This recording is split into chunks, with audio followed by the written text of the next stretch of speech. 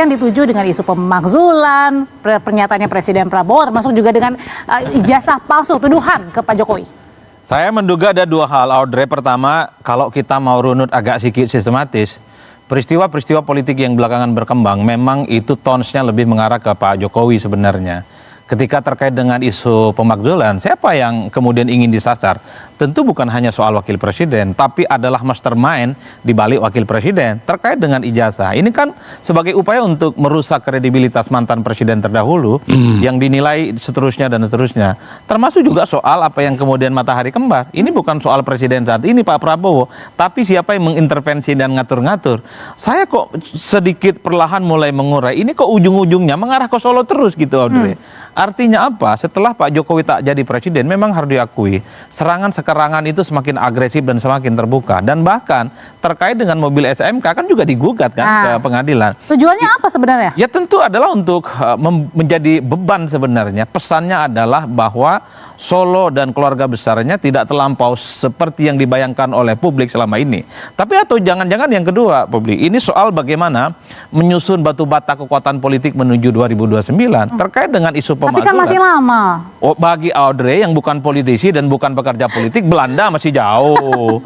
Tapi bagi para politisi, orang-orang yang punya mimpi bertanding dan maju di 2029, saya kira memang kekuatan politiknya per hari ini sudah diperhitungkan.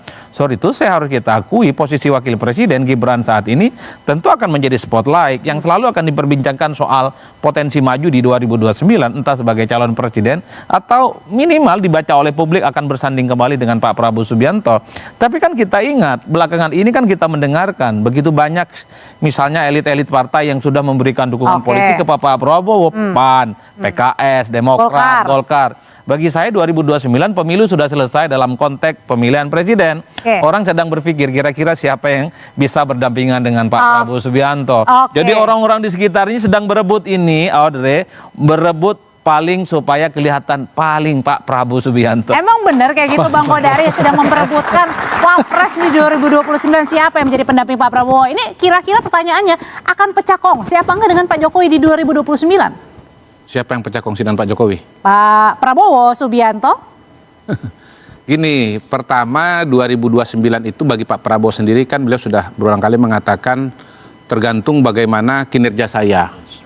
Program kerjanya berjalan dengan baik atau tidak, respon masyarakat seperti apa. Jadi saya hakul yakin bagi Pak Prabowo jangankan berpikir mengenai wakil presiden. Untuk maju 2029 pun beliau juga masih mengatakan ya kita lihat dulu kerjanya bagus atau tidak. Itu satu. Yang kedua, memang faktual ya dengan perkembangan terakhir keputusan MK, maka 2029 itu kemungkinan akan lebih dinamis dibandingkan dengan tahun-tahun sebelumnya gitu loh. Karena partai politik bisa mengajukan kandidat tanpa ada angka 20% seperti sebelumnya. Dan karena itu wajar kalau ada banyak tokoh dan kandidat yang kemudian punya proyeksi atau bahkan melakukan kerja-kerja politik dari sekarang. Tapi yang pesan penting menurut saya adalah bahwa sesungguhnya seperti kata Pak Prabowo, suatu bangsa itu bisa maju kalau elit politiknya itu bekerja sama gitu. Itu sebabnya Pak Prabowo tuh komunikasi dengan Pak Jokowi, tapi kalau gonjang-ganjing begini, Bu Mega, dengan Pak Audrey, kalau dilihat dari jauh, Bang Kodari ini mirip-mirip memang sangatlah ya jadi bos PCO. Ini posisi yang tertukar. Jangan. Nanti dikaitkan dengan pergantian Pak Kunto lagi nanti ke depan. Gini, bahkan Pak Prabowo berselera begini ya. Kalau saya bisa konsultasi dengan Pak Harto, saya konsultasi dengan Pak Harto. Saya bisa konsultasi Gus Dur, saya konsultasi dengan Gus Dur. Saya bisa konsultasi dengan Pak Bung Karno, saya konsultasi dengan Bung Karno. Itu loh maksud beliau itu, bahwa beliau ini komunikasi dengan semua pihak untuk kekuatan bangsa dan negara. Jangan ditafsirkan bahwa itu jadi boneka atau diintervensi. Begitu. Saudara, terima kasih buat bapak-bapak semuanya. Terima kasih Bang Kodari, terima kasih Pak Komarudin. Kebanyakan Kodari. Terima kasih. Iya, kalian teman-teman kembali bersama saya di channel ini, channel NES 2045 yang membahas seputar politik, pendidikan, hingga budaya. Iya, baru saja kita mendengar perdebatan atau diskusi juga yang disampaikan oleh Bung Adi Praitno dan Bung Kodari. Tentu ini menjadi sebuah penyampaian yang informasi ya kepada kita bersama terkait perpolitikan yang terjadi pada saat ini. Dan kemudian benarkah Pak Jokowi dan Pak Prabowo Subianto pecah kongsi tahun 2029? Nah ini lagi-lagi kita mendengarkan terkait 2029. Padahal kalau kita di luar daripada politisi, di luar daripada perpolitikan ini, ya saya kira juga terlalu lama. Tetapi ya di dalam dunia politik ya tidak ada waktu yang lama. Sekarang sudah menjadi sebuah persiapan ya, ancang-ancang dan lain sebagainya. Atau kuda-kuda lah kalau kita ingin berperang gitu ya, atau ingin bertarung seperti itu. Dan isu soal masalah apa namanya matahari kembar ya, juga isu ada apa namanya mengatakan Prabowo presiden boneka Pak Jokowi gitu ya, dan itu disampaikan Pak Prabowo juga, dan sekaligus membantah gitu ya, membantah isu itu bahwa saya bukan presiden boneka, bukan presiden bonekanya Pak Jokowi, gitu disampaikan. Ya beliau juga menyampaikan apa salahnya kita belajar dari orang yang sudah berpengalaman. Dari Pak Jokowi sudah 10 tahun, Pak SBY, dan bahkan ke Ibu Megawati beliau pergi ya.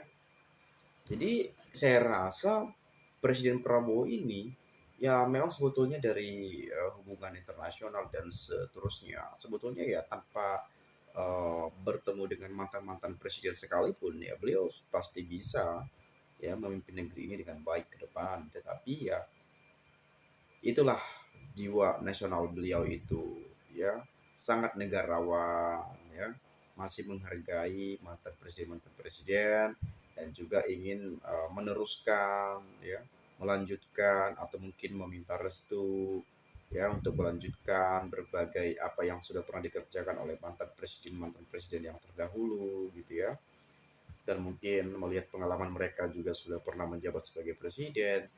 Sebetulnya ya apa susahnya gitu ya, apa sulitnya gitu ya, apa salahnya misalnya kalau presiden itu ya bertemu dengan presiden.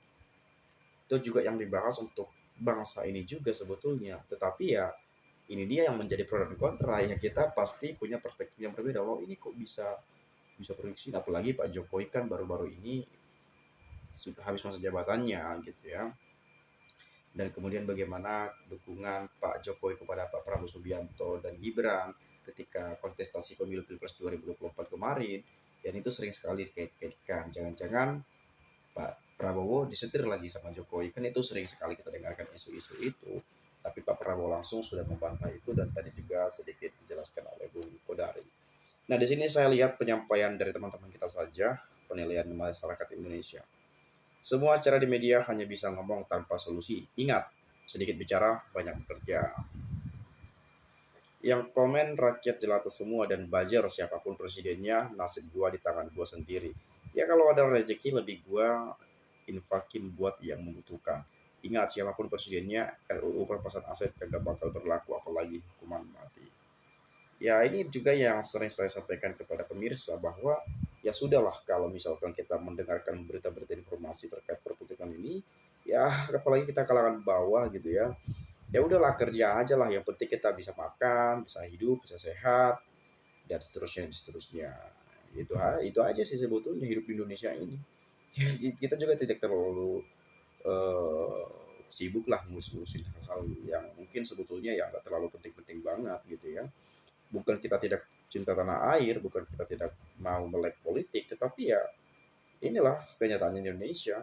Kita ingin seperti ini harus berusaha, mau itu harus berusaha. Jadi ya kita sendiri harusnya gitu ya, yang mengusahakan untuk apa yang harus kita nikmati ke depannya, atau hal-hal yang ingin kita capai ya kita sendiri yang mengusahakan. Kalau bukan kita, kalau orang lain mengusahakan ya itu untuk dirinya gitu ya. Jika Pak Prabowo nggak maju lagi, aku yakin Pak Prabowo bakal menggandeng kader kesayangannya Bapak Aing KDM, tamat capres yang lain ya. Dan ini memang Pak Prabowo kan pernah bilang ya, saya maju ya melihat kondisi juga, kalau programnya berjalan dengan baik, dengan lancar, dan kalau masyarakat puas, masyarakat Indonesia menyetujui ya maju lagi. Tapi ya kalau enggak ya udah stop saja, seperti itu kurang lebihnya ya. Dan ini disampaikan pada saat ketika beliau menyampaikan ini kader-kader saya udah bilang maju lagi tahun 2009 katanya gitu ya. Dan itu disampaikan oleh Pak Prabowo dan juga tadi sudah disampaikan oleh Bung Kodari juga ya. Hati-hati di setiap pesta demokrasi 5 tahun sekali, jangan sampai melakukan kesalahan kedua kali. Sudah cukup rakyat menderita karena pemimpin yang semuanya sama, semaunya saja. Apalagi dengan anggaran yang terbatas dan hutang luar negeri yang dah menumpuk. Sudah waktunya Indonesia dipimpin anak muda, Gibran, AHY, Ganjar, asal tidak menggendong PDIP, KDM, Ahmad Lutfi, Emil Dardak ya. Judul ini kurang produktif. Harus ini pemerintah baru garap Indonesia, swasembada Indonesia mandiri. Pengamat sudah membuat orderan untuk materi-materi untuk tahun 2009 terlalu berlebihan. Ngatain kesayangan kamu itu gimana nya, utangmu kok bok biarin jurnya. Kalian lihat itu, mereka debat untuk diskusi dan argumentasi nggak sampai pakai hati.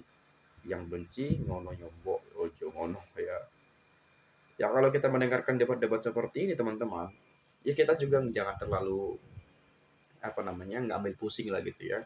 Mereka ini juga berdebat, selesai berdebat ya udah salam-salaman, ya ngopi-ngopi dan seterusnya aja. Jadi kita jangan juga ya terlalu ambil pusing lah. Oh kok ini penyampaiannya begini, penyampaiannya begono. Nah, jangan seperti itulah gitu ya. Ya sudahlah, kita punya penilaian, ya kita nilai sendiri saja. Jika ada hal-hal yang ingin disampaikan, ya sampaikan dengan sejujur-jujurnya dan seperti apa tanggapan kita dan penilaian kita ya. Kejauhan kalau bahas 2029 sekarang, negara ini energinya terkuras habis cuma buat masalah politik, belum hilang hingar-bingar Pilpres 2024 padahal. Prabowo ngerti nggak sih masalah rakyat? Coba lihat cara kerja pinjol. Kalau emang ingin disebut seorang pemimpin pro rakyat, harus tuh pinjol. Untuk pemilu 2029, serahkan ke kami rakyat Indonesia. Walaupun banyak yang ambisi untuk berkuasa, tetapi kami rakyat lebih pintar memilih mana yang benar-benar bekerja dan mana yang hanya banyak bicara dan berretorika. Ya. Ini baru 25 terlalu jauh mikirnya ya ke 29. Artinya ini bahas cawapres pilpres 2009 gitu ya. Terlalu dini lah juga, menurut saya juga terlalu dini banget lah kalau bahas-bahas itu jam-jam sekarang ini ya, tahun-tahun ini gitu ya.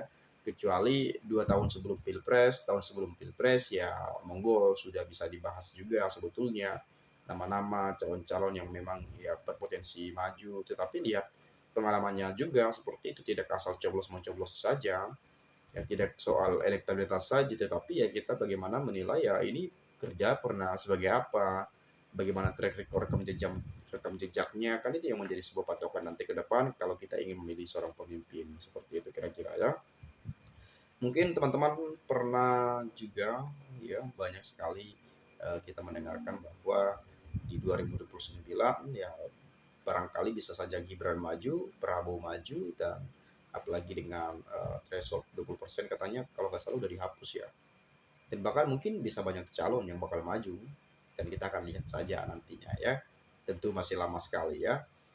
Tapi ya nggak terasa juga hari-hari ini berlalu dan kita akan tetap menikmati bagaimana perpolitikan yang terjadi di Indonesia ini. Itu saja dari saya. Silakan sampaikan pendapat Anda juga. Terima kasih. Saya ucapkan salam inspirasi, salam NKRI, harga mati.